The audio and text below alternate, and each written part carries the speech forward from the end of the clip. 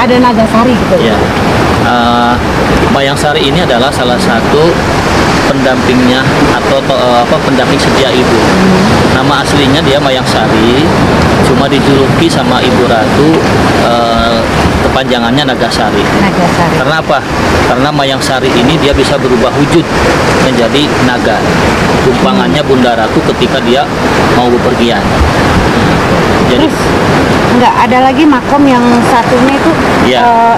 ada beberapa itu ya, itu adalah para aulia Allah yang dulu menyebarkan agama Islam di Pelabuhan Ratu. Assalamualaikum warahmatullahi wabarakatuh. Selamat malam. Kembali lagi berjumpa dengan LB Mirror Lalang Buana Misteri Horor. Saya bersama Teh Sandi selalu berdua duet. Slogan satu lagi kameramen. Di kesempatan malam ini kami berada di lokasi Karanghau Pelabuhan Ratu Sukabumi. Ya. Dan isi dalam video kami selanjutnya diangkat dari channel Banyu Songo. Jangan lupa subscribe, like, and share-nya Banyu Songo. Bisa dilihat Banyu Songo channel induk kami, channel gabungan di mana ada Sigma Horor, Mata Batin, dan Abimo Explore. Jangan lupa di subscribe, like, and share. Dan jangan lupa LB Mirror-nya juga di share sebanyak mungkin. Yang belum subscribe, di subscribe, di like, and share juga. banyak-banyak. Jadi kita simak video selanjutnya.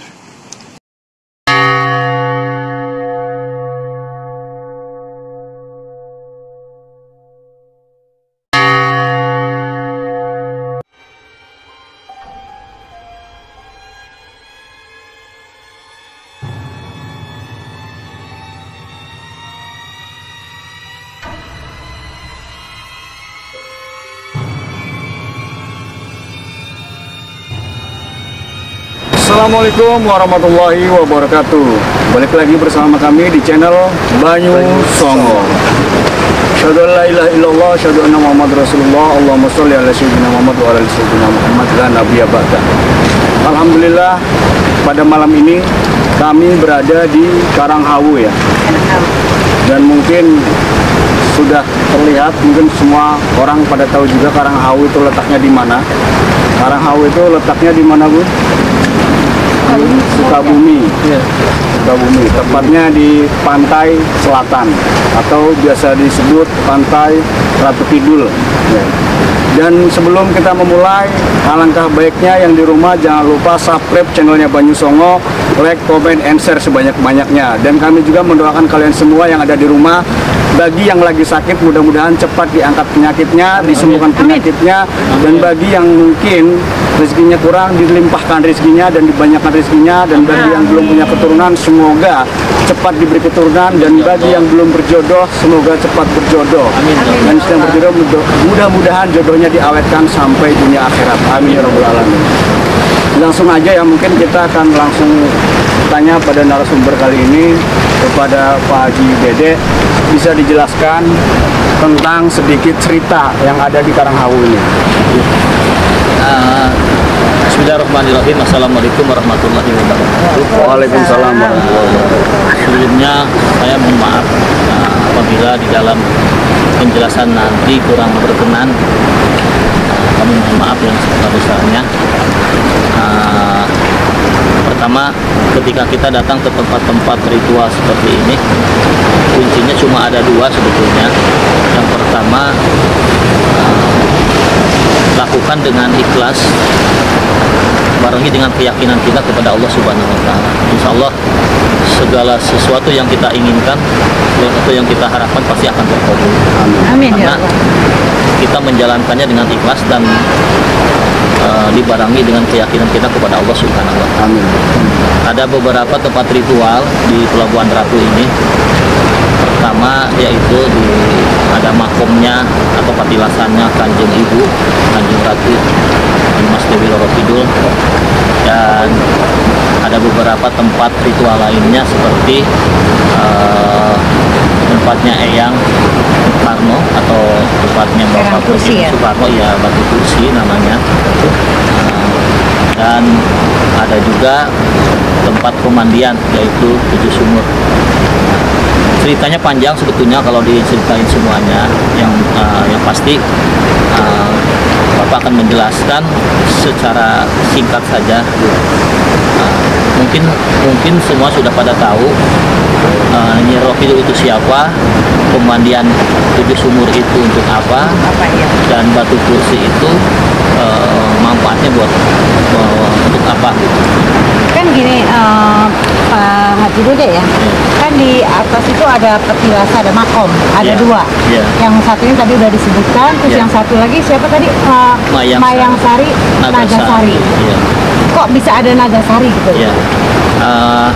Mayangsari ini adalah salah satu pendampingnya atau pendamping setia ibu.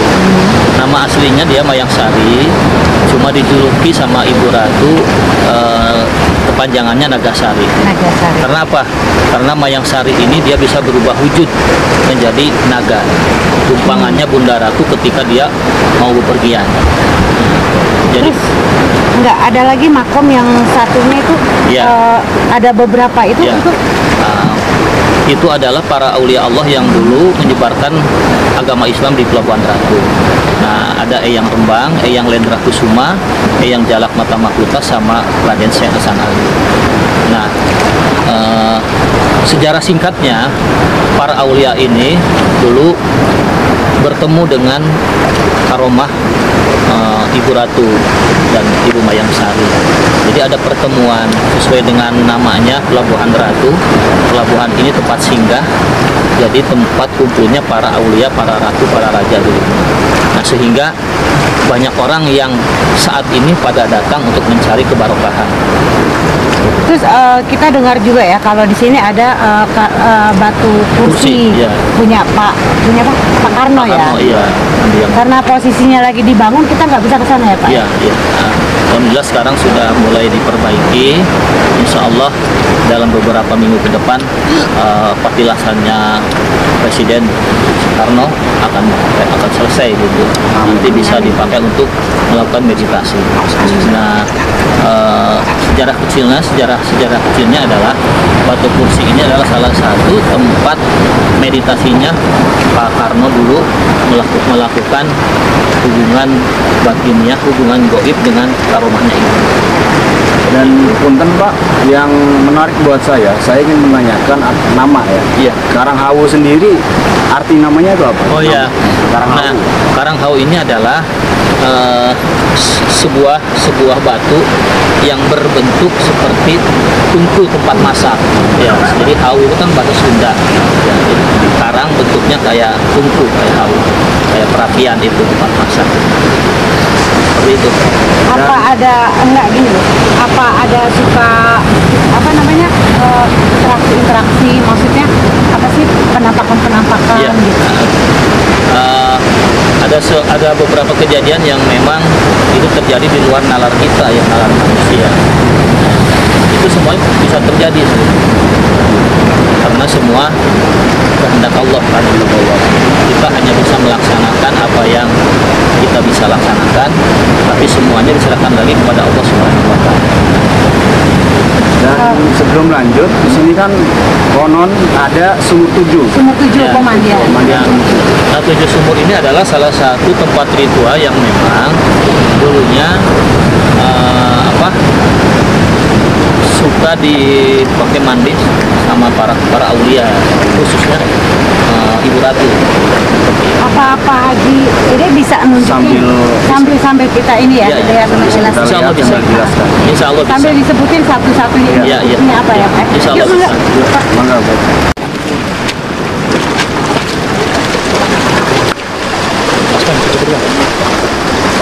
Sudah bisa. Ya.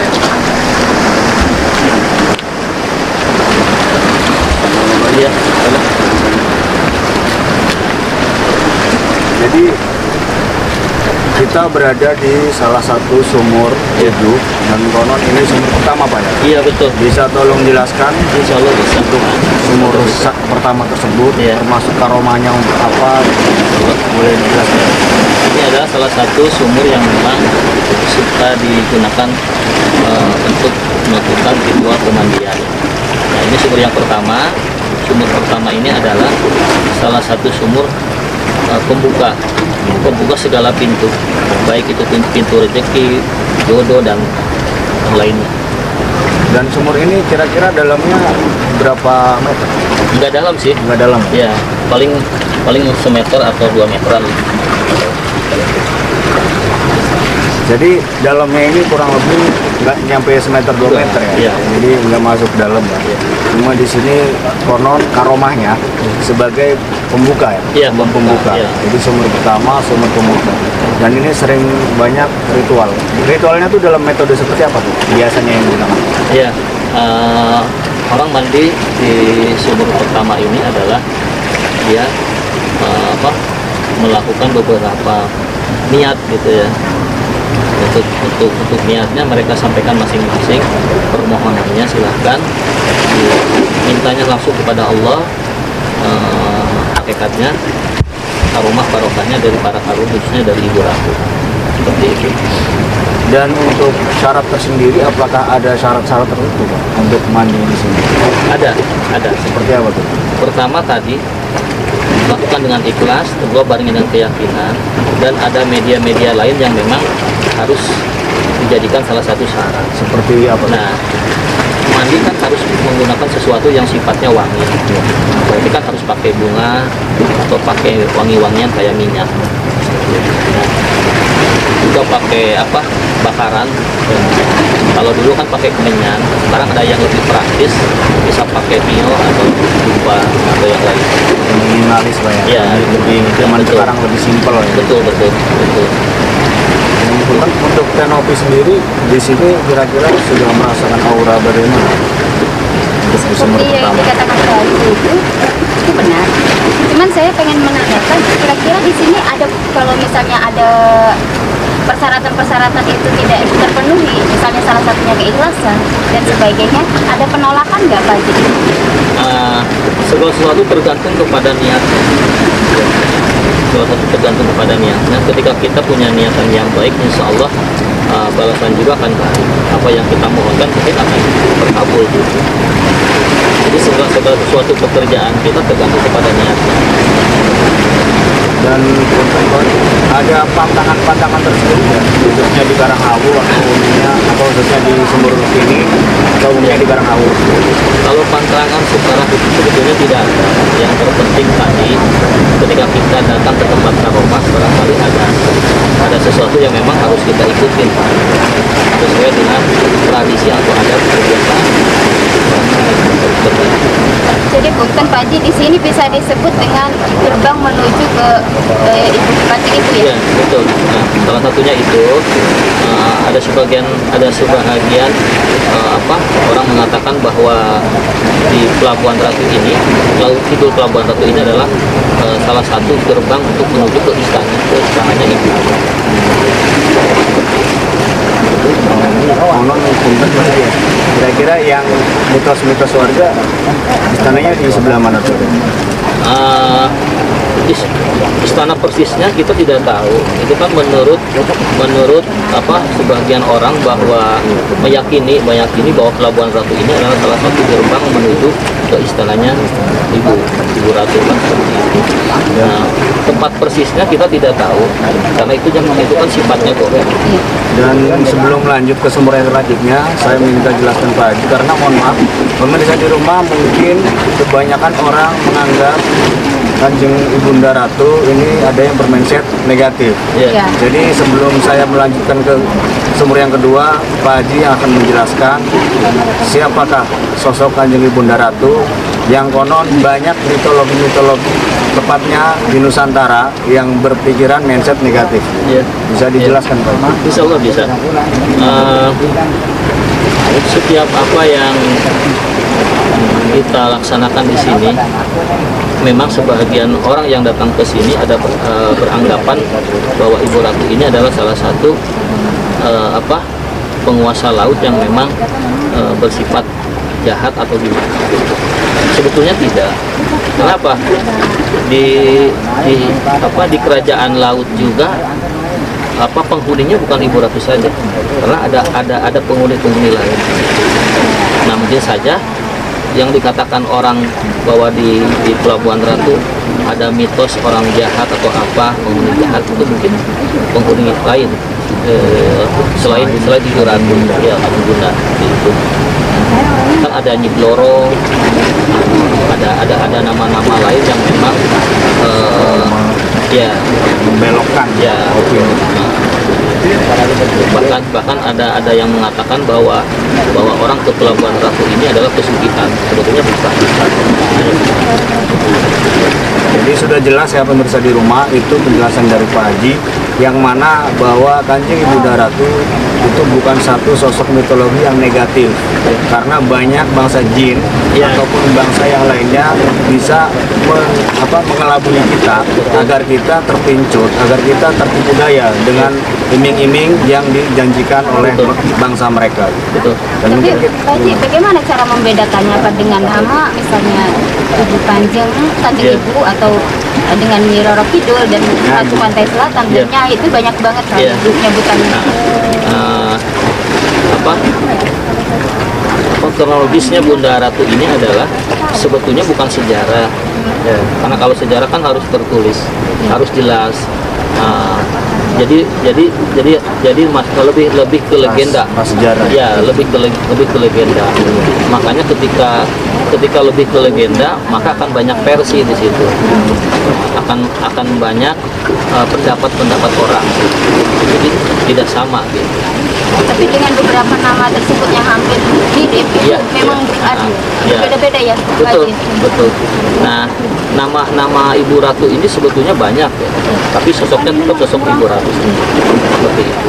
Maka timbullah nama-nama Ibu Ratu yang berbeda, tapi orang berpandangan bahwa itu adalah Ibu Ratu. Contoh kecil kayak versinya orang Chinese, katanya Dewi Kuan Yin adalah Ibu Ratu. versi Cina. Iya, versinya Cina.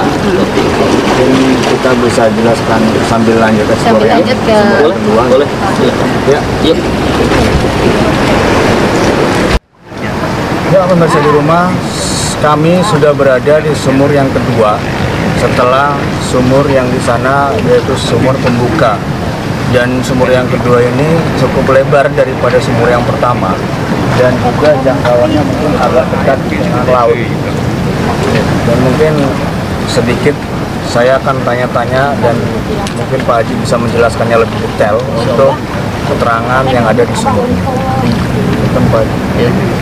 Sumur yang kedua sebenarnya tidak berbeda dengan sumur yang pertama dan dengan sumur yang lainnya. Cuma barangkali hanya beda di dalam karomahnya saja. Yang pertama kan tadi untuk pembuka, pintu pembuka semua kan. Nah, ini lebih untuk kejabatan. Ini lebih untuk kejabatan atau tahta lah, bukan pangkat ya, pangkat derajat seperti itu.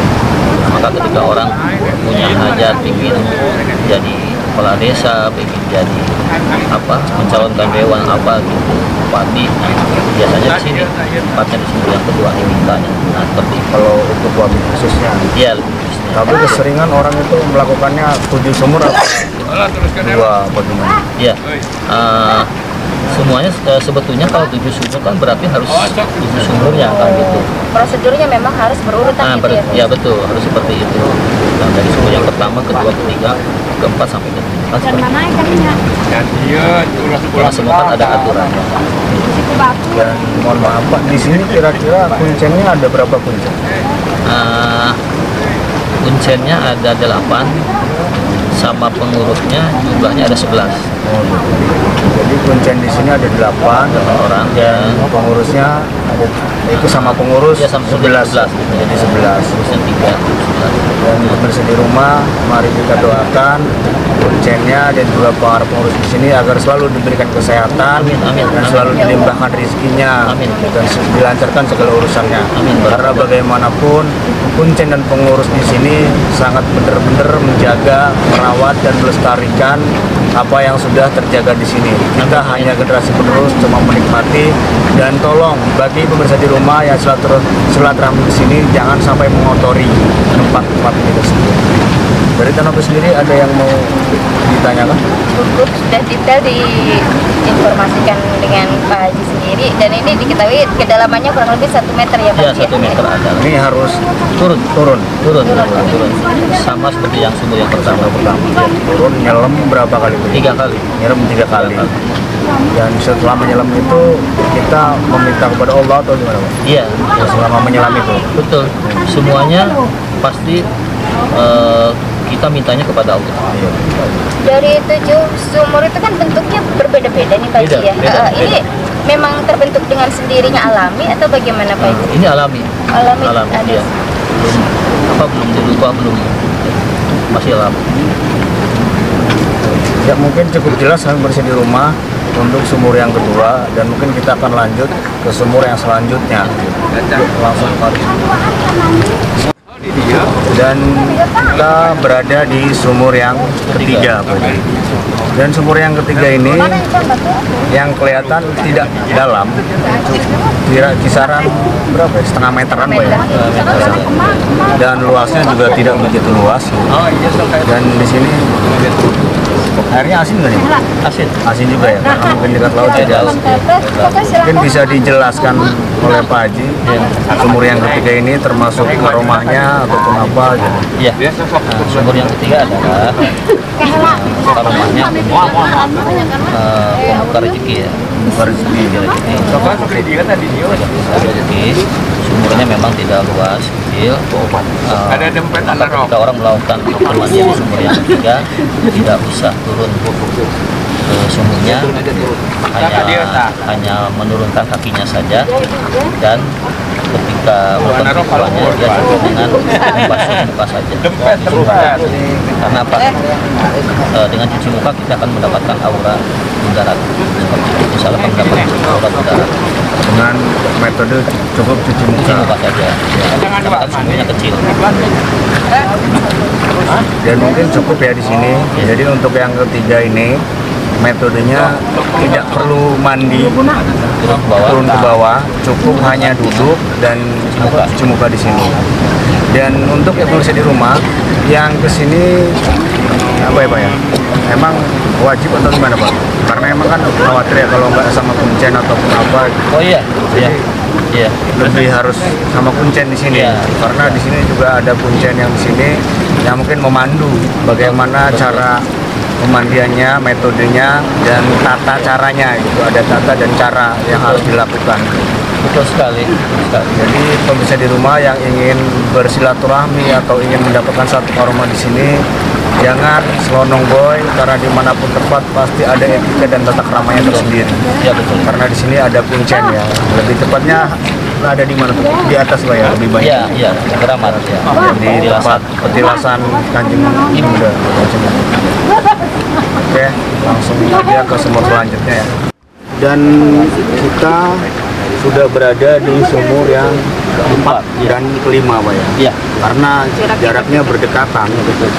Dan sumur yang keempat sendiri panjang sekali dari ujung sana Sumur paling besar. Paling besar ya. Paling besar. Kira-kira ada 2 meter lebih Pak ya, panjangnya.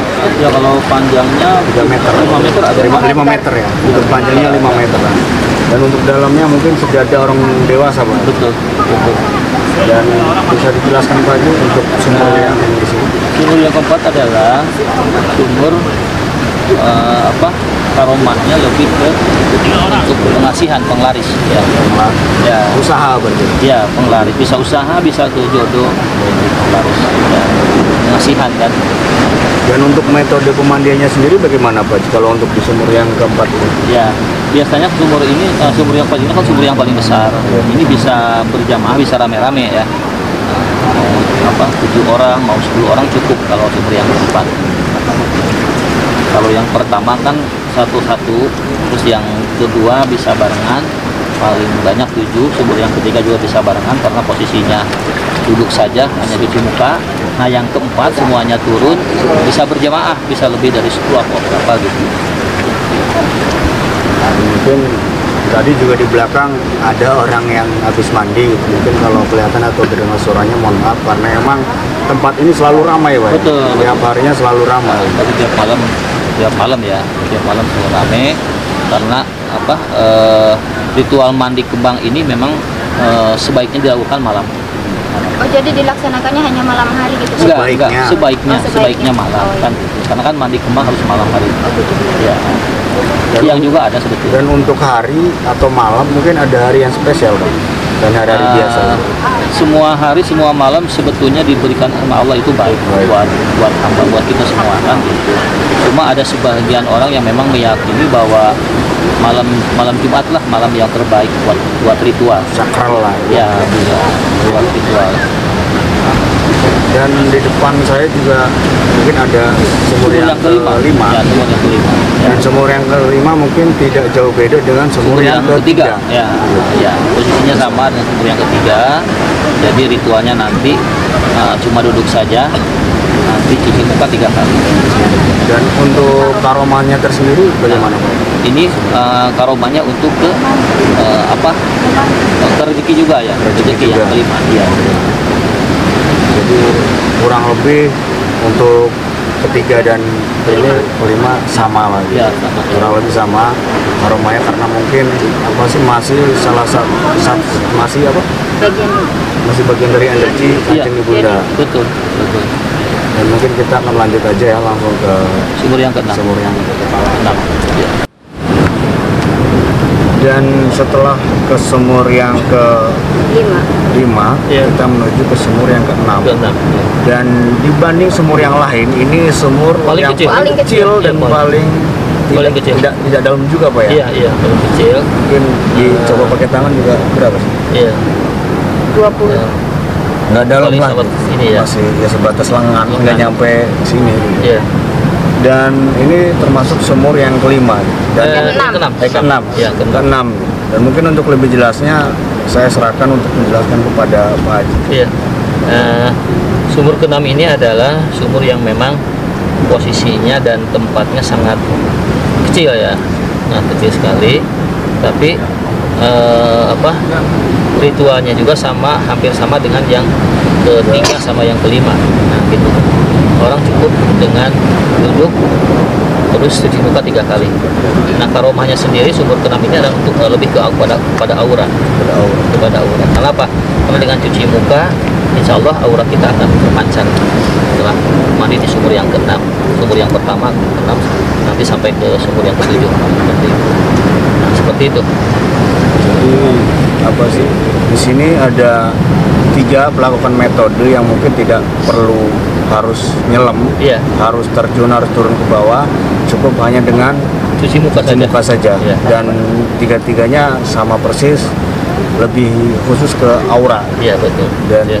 mudah-mudahan dengan wasilah karomah sumur ini auranya lebih terbuka lagi. Iya. Dan di belakang mungkin sudah ada sumur Iya. yang ke-7. Iya. Ini agak menarik ya, karena Iya. mungkin sangat dekat sekali dengan Iya. laut. Betul. Dan mungkin kita akan langsung ke sana aja ya. Iya. Dan kita sudah berada di sumur yang terakhir atau yang ke-7. Setelah kita tadi dari sumur yang pertama, kedua, ketiga, keempat, kelima, dan keenam, dan kita sudah mencapai di sumur yang ke-7.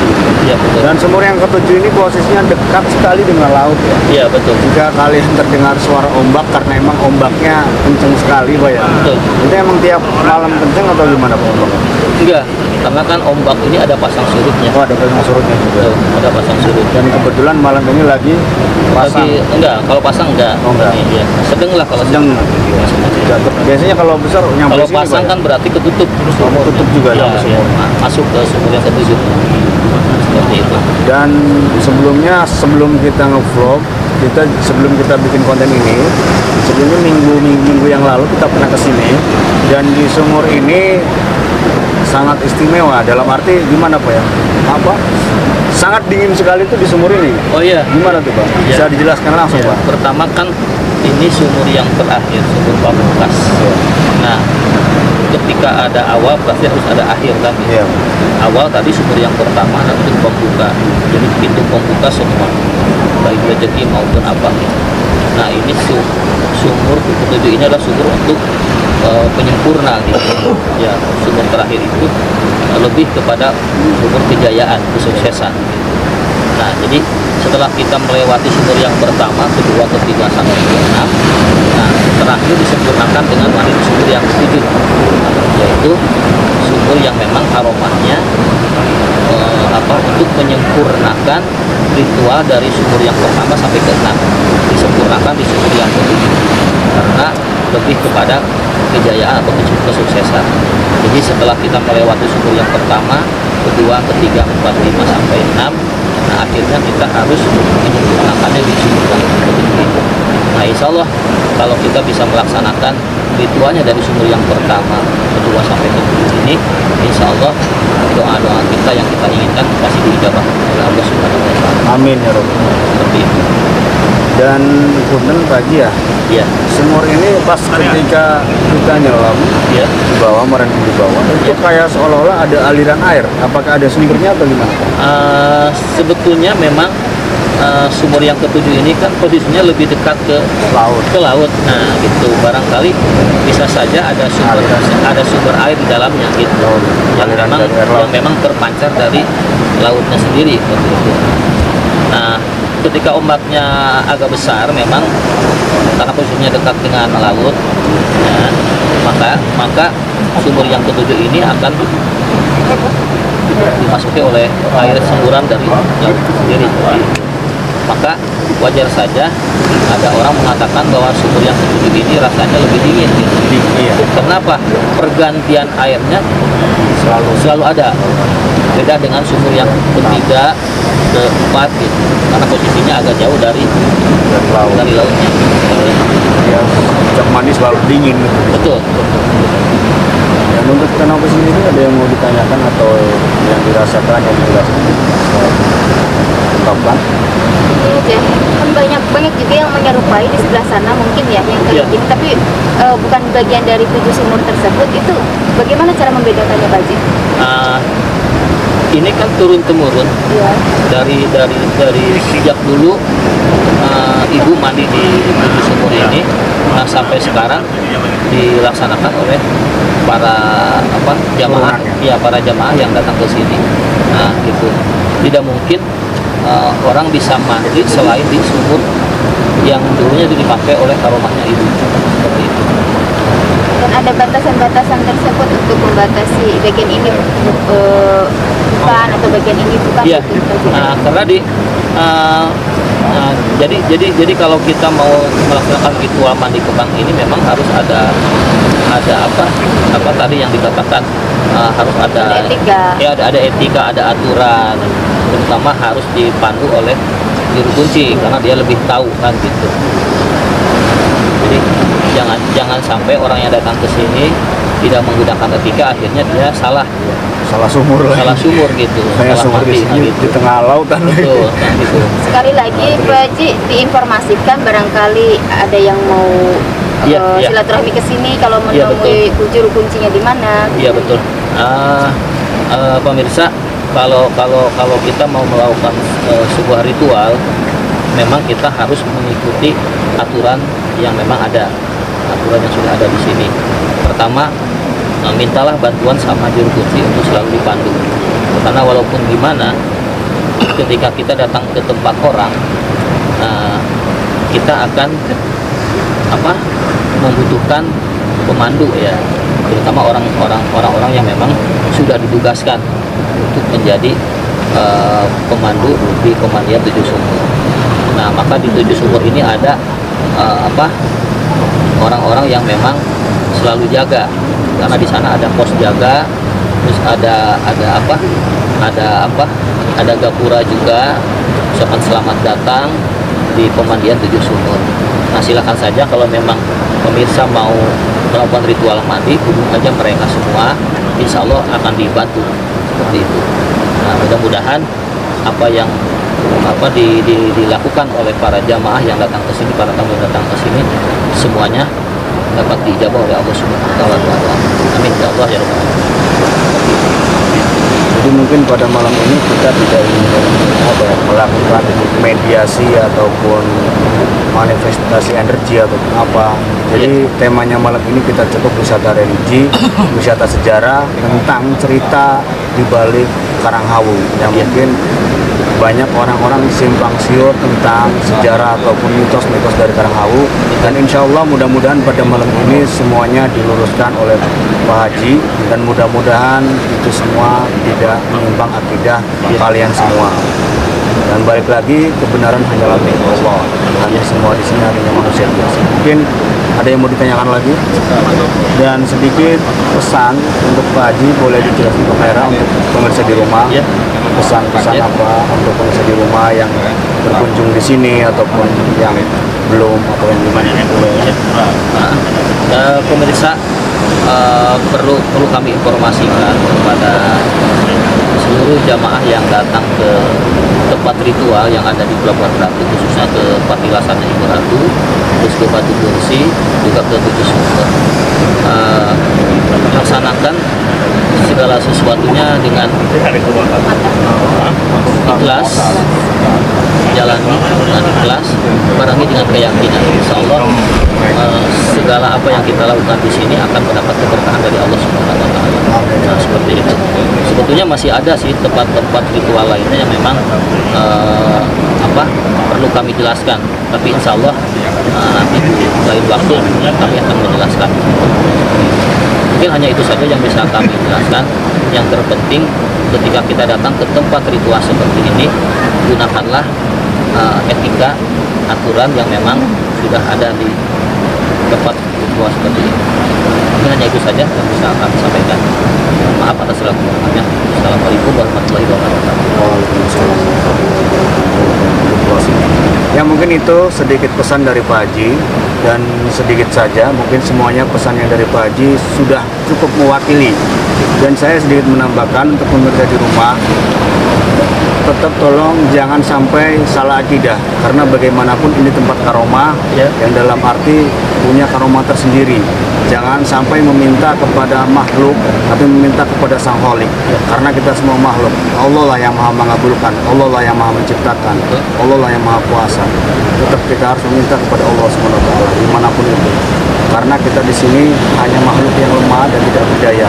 Dan doa insya Allah pasti mengabulkan itu. Amin, amin. Semua pesan cukup oleh Pak Haji, dan mungkin sebelum kita closing, alangkah baiknya kita pimpin doa. Mudah-mudahan pemirsa di rumah juga yang belum punya keturunan atau yang belum kerja ataupun yang belum berjodoh ataupun belum hajatnya belum terniatkan, semuanya mudah-mudahan terkabul. Amin, amin. Mungkin kita akan satu doa di sini dan dipimpin oleh Pak Haji. Monggo Pak Haji, boleh.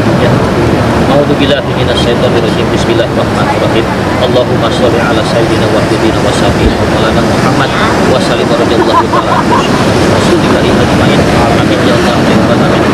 Hamdan syakirin hamdan naimin hamdan tu'abini amma wa yuqabil majidah ya rabbana lakal hamdu kama yanbaghi wa fikal karimi wa nabiyyi sultanika. Allahumma sholli ala sayyidina Muhammad wa ala ali sayyidina Muhammad. Allahumma taqabbal wa ahsin wa maqbul alil adim wa mahalana wa masyafana wa mustaghfarna wa masallaina ala sayyidina Muhammadin wa ala alihi wa sahbihi ajmain. Ilahi anta maksudi wa ridhaka matlubi ya Allah ya Allah ya Allah. Anta syifa ana hukumana wa ghadumana wa anta hasyir muradana wa tubalik maqasidana wa tuyassiruna umurana wa taqdiya hajatina agisna biidika ya Allah.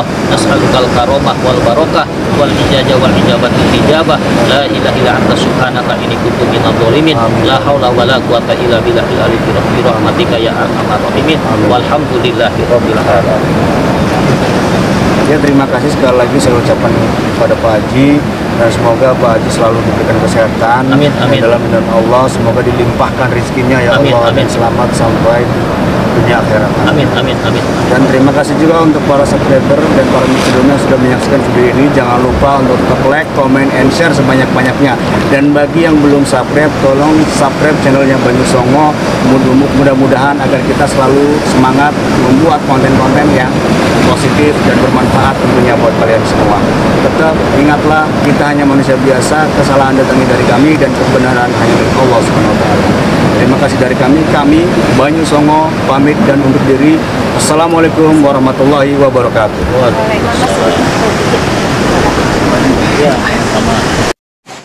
Oke, setelah kita simak videonya, menurut Teh Sani ada kesan-kesan tersendiri nggak atau ada pandangan-pandangan gitu?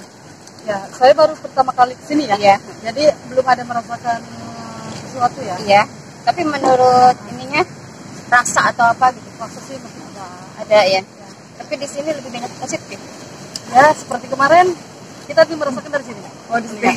Karena memang Tesani ini memang keahliannya itu memang sangat peka di bagian telinga ya. Jadi mungkin cukup segitu aja. Mudah-mudahan video kita dengan Banyu Songo khususnya itu bermanfaat buat semuanya. Jangan lupa di-share sebanyak mungkin dan jangan lupa subscribe Banyu Songonya dan Mata Batin Abima Explore juga Simak Horornya jangan lupa di-subscribe, like and share sebanyak mungkin. Jadi cukup sekian aja ya Tesani ya. Terima kasih. Mudah-mudahan video dari kami bermanfaat ya. Itu aja. Oke, terima kasih banyak. Kami ucapkan Assalamualaikum warahmatullahi wabarakatuh. Salam.